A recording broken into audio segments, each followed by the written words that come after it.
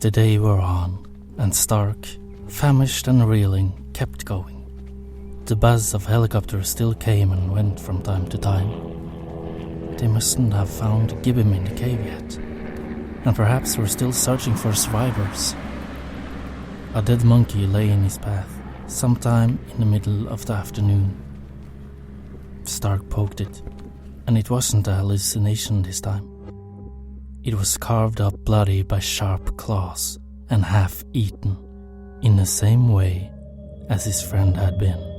Starving and raving, he tore a piece of the hanging red bush meat and ate it, crunching the raw gristle.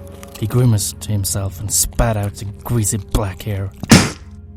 Just a few bites more. He ripped some more, trying to take easy small pieces from the severed arm, and scuffed it down until he couldn't take any more, and trying not to think about it again, got up and shuffled along. The death of the others weighed heavily. He walked with his head bowed as if in penance, sometimes staggering off the small track, then lumbering back onto it. As darkness fell, strange visions moved in and out of his sight. He kept walking, sometimes steady, sometimes not. A light appeared in the twilight way up ahead. A fire. Is it real or another bullshit illusion? He stopped and tried to rationalize himself. Pull it together. If he stayed in the jungle like this, he'd be dead in 2 days. He had to take the chance. Slowly, he picked his way towards the fire.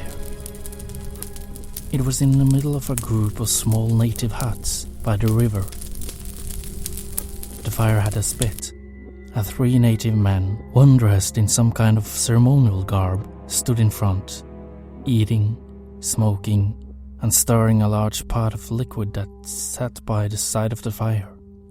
As Stark walked forward, the 3 looked up in unison. They were eating what appeared to be human arms and hands off the bone.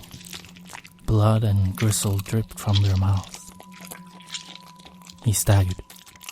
Cannibals. It was over. To a chorus of babbling, he collapsed.